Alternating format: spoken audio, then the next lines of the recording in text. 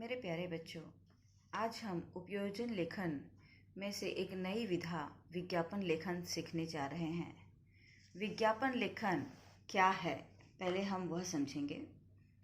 विज्ञापन लेखन का अर्थ है कि अपने उत्पादनों और अपनी सेवाओं की ओर ग्राहकों का ध्यान आकर्षित करके उनको संबंधित उत्पादन और सेवाएं खरीदने के लिए प्रेरित करने के लिए जो संदेश दिया जाता है, वास्तव में वही विज्ञापन कहलाता है। बच्चों, आज का युग विज्ञापन का युग है और हमारे जीवन में तरह तरह के विज्ञापनों का प्रयोग होता है।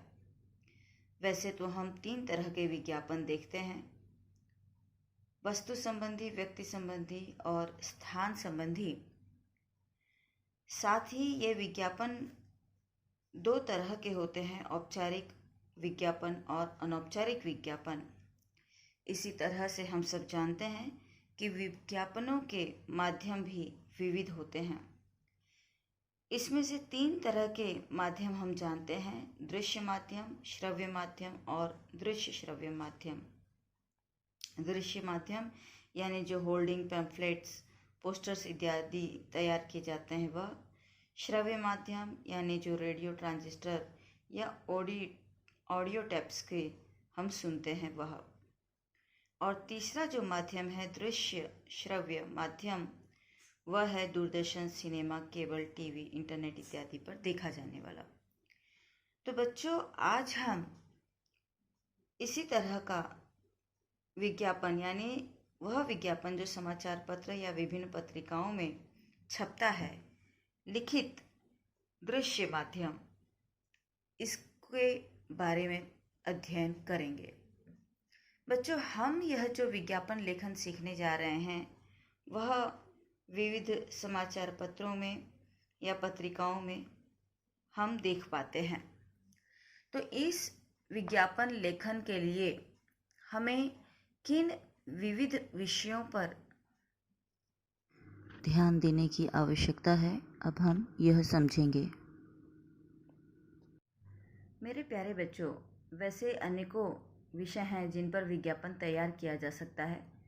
आज हम इन्हीं विविध विषयों के बारे में देखेंगे, विज्ञापन का प्रारूप समझेंगे और उसके बाद एक विज्ञापन का उदाहरण भी समझेंगे। बच्चों, निम्नलिखित विषयों पर विज्ञापन तैयार किया जा सकता है, जिसमें पहला है विषयों की यानी वस्तुओं की उपलब्धि, जो भी नवनिर्मित वस्तु हैं वह, जैसे कि किताबें, कपड़े, घरेलू आवश्यक वस्तुएं, उपकरण, फर्नीचर, स्टेशनरी, शालोपयोगी वस्तुएं और उपकरण आदि। दूसरा है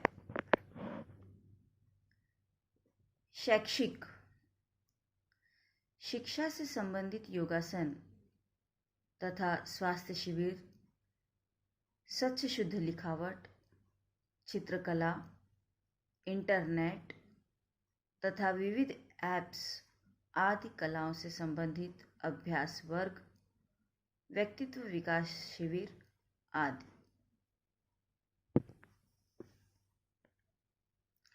इसके अतिरिक्त बच्चों, तीसरा प्रकार है आवश्यकता का, जिस विषय पर हम अपना विज्ञापन तैयार करते हैं।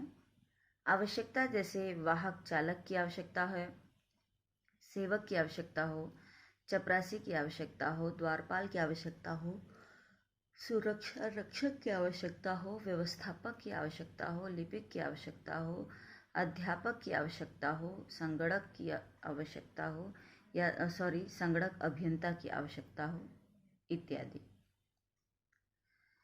इसके अतिरिक्त चौथा विषय है व्यापार विषयक, यानी दुकान संबंधित, विविध वाहन संबंधित, उपकरण संबंधित, मकान संबंधित, मशीन संबंधित, गोदाम संबंधित, टीवी संबंधित, संगणक संबंधित, भूखंड संबंधित या फिर रेफ्रिजरेटर संबंधित आदि।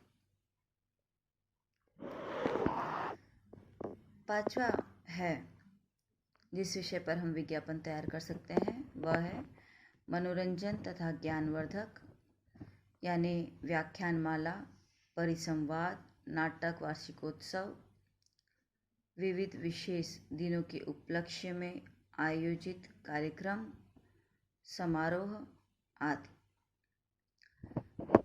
छठा प्रकार है पर्यटन संबंधी,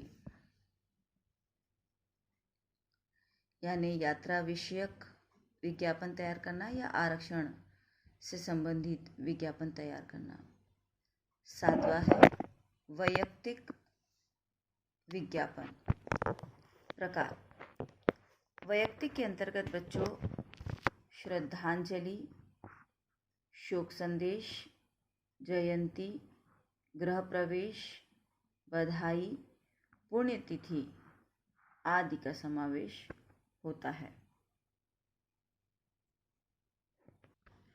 बच्चों अब हम देखेंगे कि विज्ञापन तैयार करते समय किन बातों को ध्यान में रखना चाहिए, यानी विज्ञापन तैयार करते समय ध्यान में रखने योग्य विशिष्ट बातें।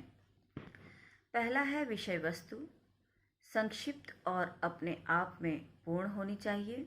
जिस भी विषय पर हम अपना विज्ञापन तैयार कर रहे हैं वह संक्षिप्त होना चाहिए और अपने आप में पूर्ण होना चाहिए, उसमें अधूरेपन का आभास नहीं होना चाहिए। दूसरा है विभिन्न वर्गों का ख्याल, यानी हम जो विज्ञापन तैयार कर रहे हैं वो विभिन्न वर्गों के लिए हो सकता है।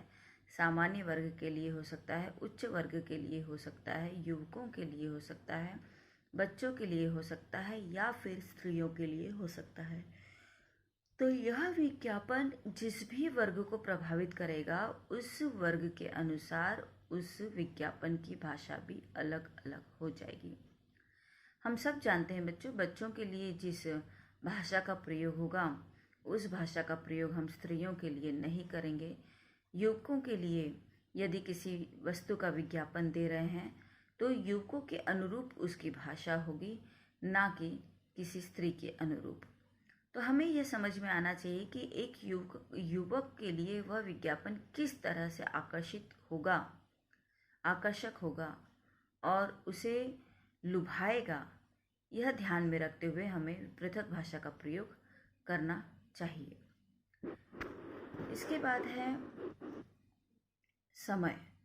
हम जिस विज्ञापन का लेखन करेंगे वह इतना संक्षिप्त में होना चाहिए कि कम से कम समय में ही पढ़ा जा सके। बच्चों, विज्ञापन की भाषा अत्यंत शिष्ट होनी चाहिए, सरल होनी चाहिए, लोकप्रिय होनी चाहिए और सुबोध होनी चाहिए। भले ही हम बच्चों के लिए विज्ञापन तैयार कर रहे हैं किंतु उसमें शिष्ट भाषा का ही प्रयोग किया जाना चाहिए।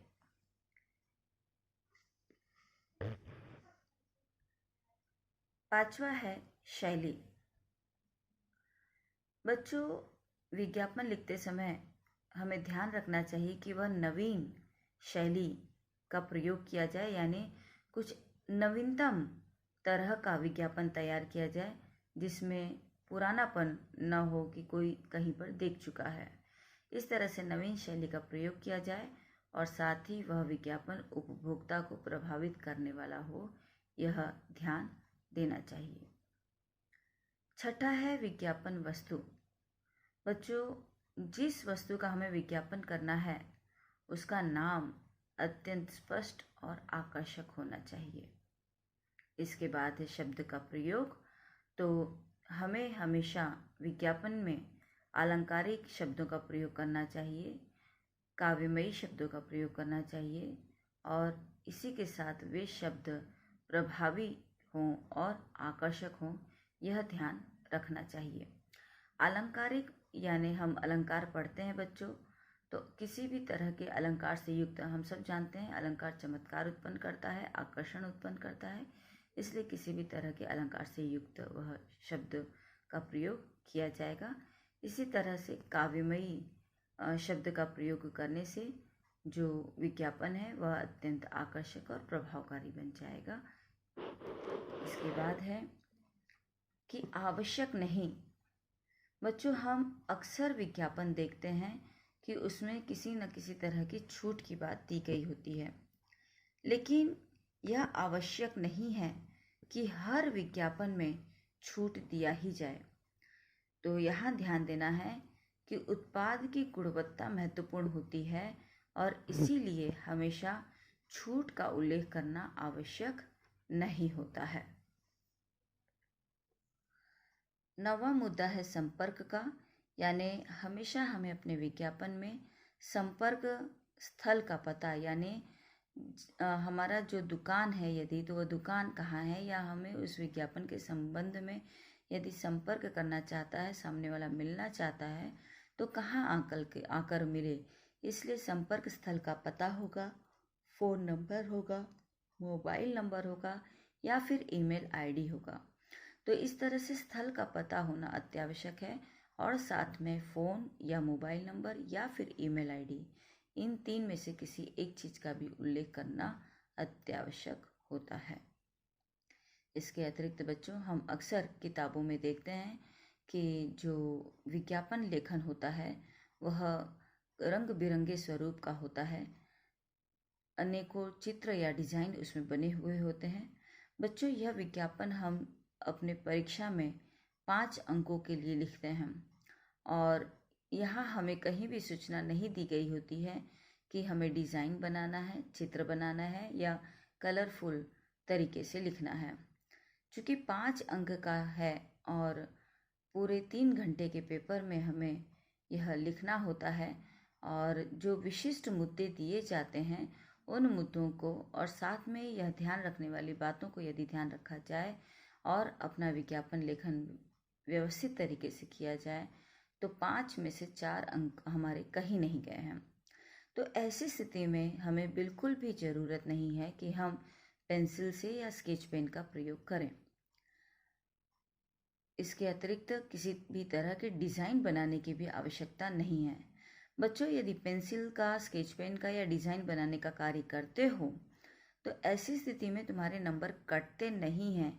हाँ, वो आकर्षक अवश्य लगते हैं, लेकिन उस आकर्षक पे किसी तरह का कोई अंक भी अतिरिक्त रूप से नहीं दिया जाता है। इसलिए अपना समय बचा करके लिखने के लिए हमें हमेशा पेन का ही प्रयोग करना चाहिए। इसके अतिरिक्त हमारे विज्ञापन में ध्यान देना चाहिए हमें कि जो भी मुद्दे दिए गए हैं वे सभी आवश्यक मुद्दों का समावेश हो, और हमें से अपेक्षित होता है कि हमारा जो विज्ञापन है वो 50 से 60 शब्दों में ही लिखा हुआ हो। तो इसलिए हमें अतिरिक्त विस्तार या अत्यंत संक्षिप्त में यह विज्ञापन नहीं लिखना चाहिए। बच्चों, हम विज्ञापन लेखन का स्वरूप देख चुके हैं, और अब हम इसका उदाहरण अगले वीडियो में देखेंगे। धन्यवाद।